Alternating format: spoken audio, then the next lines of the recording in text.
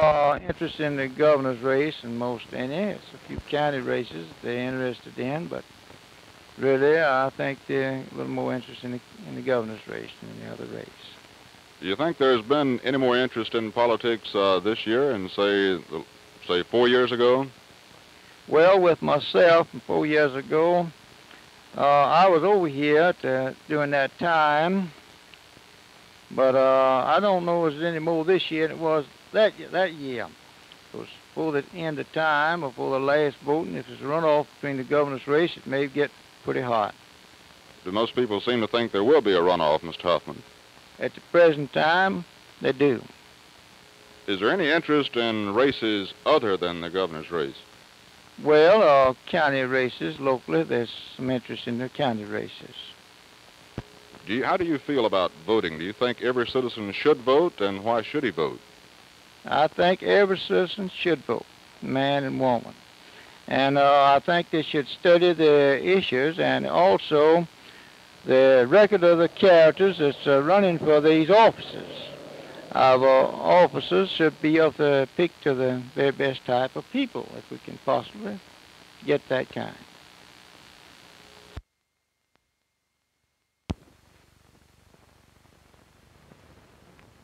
Mr. Denson, what do you think is the big issue in this election coming up May 1st?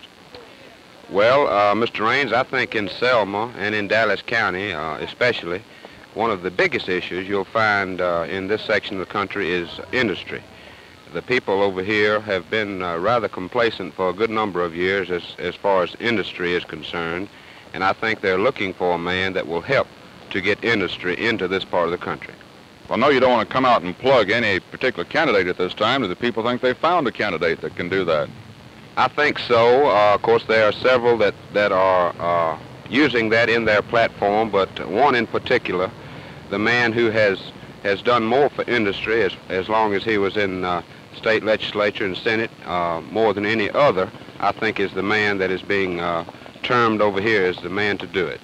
Do you think that you could tell at this time that say that there is one candidate that is leading, or that there are two candidates that are leading, or how many candidates really have strong support in Dallas County, Mr. Deason? Actually, 4 candidates have pretty good strength over here. Well, you work with the Junior Chamber of Commerce, and I know that in many places the Junior Chamber of Commerce urge people to get out and vote. How do you feel about this? This, I think, is a very worthwhile project. The JCs do endeavor to get the people out to vote.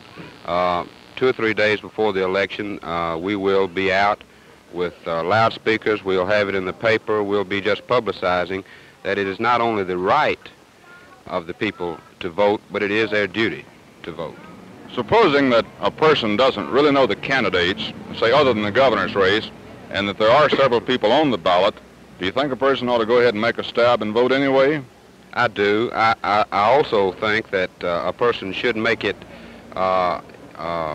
his duty to try to find out all he can about the candidates before he makes his choice, but I do think a person should vote. I do. Thank you. Most all of the candidates for education and for industry and reapportionment, which seems to be the popular things that they all must be for. At this point, do you think that there is an issue other than this first issue that you talked about? At this point? Yes. Well, I think, of course, you know, we are in a black belt section over here, and of course the race issue has always been a issue as far as this section is concerned. Mr. Carter, you know, in America, we have the privilege, as they don't have in other parts of the world, to vote for whoever we want to vote for in any election. And of course, we have our choice of 8 gubernatorial candidates this time, candidates for lieutenant governor, attorney general, and many other offices, secretary of state. And we are urging the citizens to get out and vote. We feel it's a duty of these people. Do you have strong opinions on this, sir? I surely do. I think that everybody should vote. And I think that it's too bad that we have so many people that are not too well informed on all of the candidates and the issues, and particularly the candidates other than the governor's race. I think we're most fortunate this time, though, to have as many good people to present themselves for governor's office as we have this time. I think that we have several real good people in the race this time, and which has not always been true heretofore. Do you feel there'll be a good turnout to vote in Dallas County? I think that will bring the votes out because we have more good candidates this time than I think we've had in an awful long time. And I think we'll have a big vote in this county, even though we don't have any local campaigns or any local politics involved this particular time. How do you feel about the responsibility of a citizen to get out and vote? I think every citizen should be eligible and should get out and vote. I think it's their responsibility to know their candidates and vote for the candidate of their choice. Suppose that you don't know a candidate, say in one of the lesser offices other than governor. Do you always go ahead and vote for someone in those offices anyway? No, sir. I feel if I'm going to vote for a person, I know a little about him, and I'd rather not even mark the ballot, but not know anything about the person I'm voting for. Mrs. Compton, what do you think is the big issue in this election now? Well, I would think that our educational system would be the main thing to think about right at this time. Now, that's what I think. You see, I'm not too well up on circumstances, so I would be afraid to express myself too definitely, but I do know that we need to do something about that. Why is education so important at this time, Miss Compton? Well, now, listen, you know that's Russia's top-notch item is to educate their people, their children, and we are not even keeping up with them. So that's my main reason for thinking that education should be our... You feel that there are candidates who can bring us forward in education? Yes, I would think so. But now I haven't talked sufficiently with them, or I haven't read widely enough to say just who that person could be right now. But when you vote for one, you want that to be the main thing. I want that to be at least one of the main things. Well, we think he's most qualified for it. I suppose that you have some reason. What do you think is the big issue in this election? Well, we all like his platform he's running on. In other words, the people over in Pineapple are really looking at the platform when they look at the candidate. That's right. Mr. Anderson, people in your section get out and vote in heavy numbers? Yes, sir, they do. In other words, they take politics quite seriously around Pineapple, I suppose. That's right. Mr. Anderson, we certainly thank you for talking with us today, and as you said before we started this interview, we hope to keep Channel 12 also. Yes, sir, and we certainly do want it down that way, too, down around Pineapple. Thank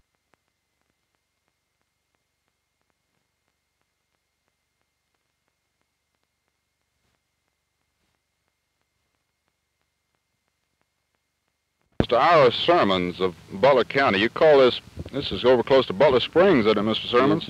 Yes, it's on Highway 10, 10 miles west of Greenville. You're about to get these crops planted around here on Mr. Till's land here. He's planting this cotton. That's right. Mr. Sermon, what do you think of the big issues in this election this year? Well, I done told you what I thought just now. I can say it again. In other words, you think it's just the personalities involved? That's what I think, exactly. You think that the people aren't really concerned about one issue or another issue, that is whether they like a man or don't like a man? It's just some certain folks you don't want. And that's the man they're going to vote against? That's right. Is that right? That's right, yes.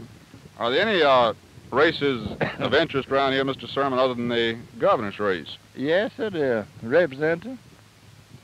And what about your local races? Well, our representative down in here, Greenville, is pretty good. You have a sheriff's race. It's you have that contest at this time also in Butler County. I think it's one-sided, though. You think it's one-sided? Well, I'm not going to ask you who you are because we don't take sides. Well, that's right. I wouldn't tell you did. I don't say it. But if a governor's business, I don't mind it. I understand that people take voting pretty strongly around here, Mr. Sermon. They really go out in large numbers to vote. It sure do. In other words, this is something they want to protect. They're going to do it this time. That right to vote. Going to do it this time. Mr. Sermon, it's good talking with you, and we want to talk to this man on the tractor up here, Mr. Till. You think we can get him to say something? Yes, he said something. All right, Till, go ahead and say it. Well, my name is Ira Till of Forest Home. I think it's a good idea for everybody to get out and vote for what they think is best.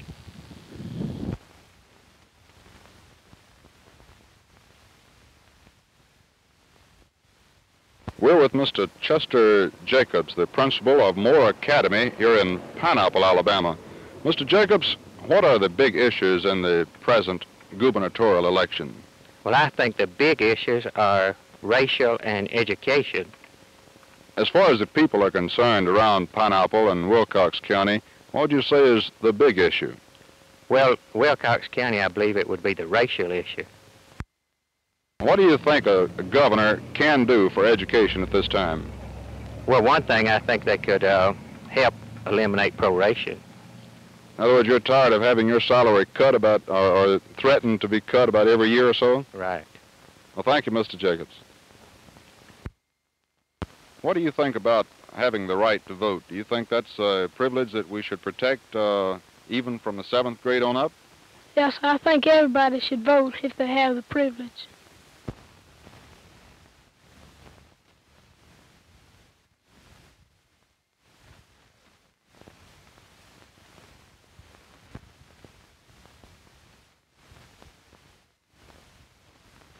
I'm Sam G. Moon, General Superintendent of the Boss Manufacturing Company.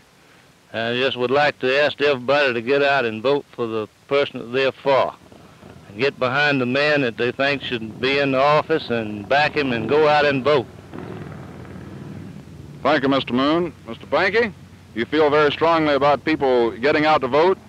I think if a person doesn't vote, he shouldn't gripe about who's elected. I urge everyone to go out and vote for the person of their choice and then back him up to the fullest extent.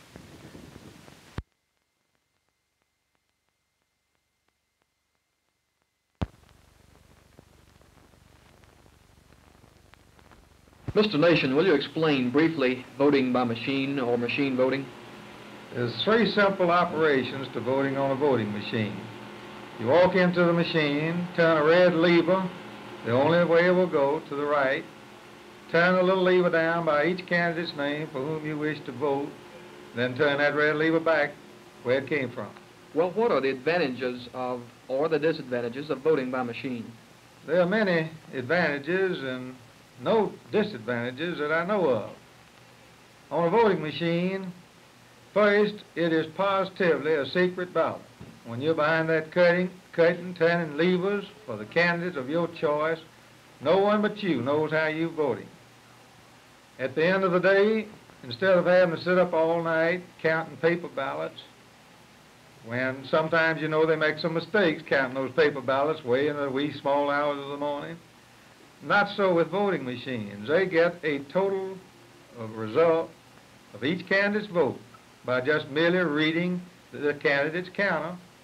It's exactly like reading the speedometer on your automobile and taking the total mileage that car has traveled. Well, now, can machine ballots be invalidated? No, the machine won't let you make a mistake. For instance, if you try to vote for more than the number to be elected or nominated in any given office, the lever won't turn. After you turn one lever for governor, for instance, you cannot turn the second lever. The machine won't let you. What happens if the voter overstays the 3-minute time limit in the booth? The officials will call time on him, and he will have to come out. There's no excuse, however, for staying in there even 3 minutes. There's just 34 levers to be turned to vote the entire ballot. That is, for every office and even the 8 amendments over on the right. So you should turn a lever per second if your mind is made up. Would you say that more counties now vote by machine, or do we still have more paper ballots? 25 of the Alabama counties are now using voting machines. I would say that represents a minimum of 450,000 voters, because it's all the large counties and many of our smaller counties are using voting machines. In what way do the paper and machine ballots differ? Well, in a voting machine, you're flipping a little lever down by each candidate's name for who you wish to vote. At a paper ballot, you're making an X mark by his name. So in reality, it's more simple to flip a little lever. It's one motion against two making an X by his name on a paper ballot. How soon do these totals have to be filed with the Democratic Executive Committee after an election? At a voting machine, the returns are brought in to the committee that night. The next day, not later than Wednesday noon, the county committee of each of the 67 counties begin the canvass of the vote of that county. By the next day, which is Thursday, they must make the returns of that county to the state chairman, who in turn tabulates the vote of the state. What about expense? Overall, all things considered, would you say that the machine voting is cheaper or more expensive? Well, as a rule, a voting machine replaces 2 paper ballot boxes. As you know, at a paper ballot box is 6 officials. They receive the magnificent sum of $5 a day. That's $30 per box, or $60 for 2 boxes payroll. On a voting machine, 4 officials at $8 a day. So really, you have a $32 payroll against a $60 payroll. And if you wait long enough, they'll pay for themselves.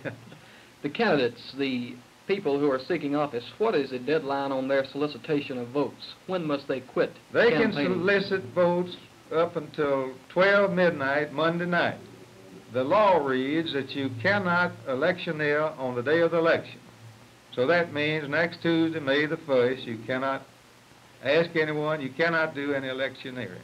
Well, on election day, what are your rules that govern people in the area of the voting machine? Are they allowed to loiter or assemble or group around the machine? The law says that you cannot come within 30 feet of a polling place except to cast your ballot. So there's no loitering, there's no this sitting around. You walk in, cast your vote, and then you're through, you get out. Mr. Nation, would you have any other comments you would like to make relative to the election and to machine voting? Yes, I would say to speed up the voting, as I just said, the ballot can be voted in easily in less than a minute. And so many voters, a crowd will come at one time, and then someone has to wait to vote. If the voters will study this sample ballot, which are available all over the county, and have his mind made up before he goes into the machine, it will expedite the voting very much.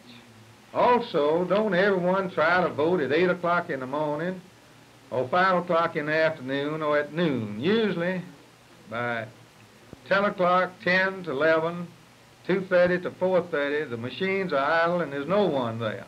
So I would ask all of you, that it doesn't make any difference what time you come to the polls, to come in the middle of the morning, in the middle of the afternoon, and I guarantee you won't have to wait. Then you would suggest the people make up their minds, come early, and vote, and then go on back home. And I would make one further suggestion. There's a lot of officers on here, and some people are prone to skip from one to the other. Vote the entire ballot. They're all important. Just don't vote for one office. Vote for the whole thing. Every office on there is very, very important. Thank you, Mr. Nation.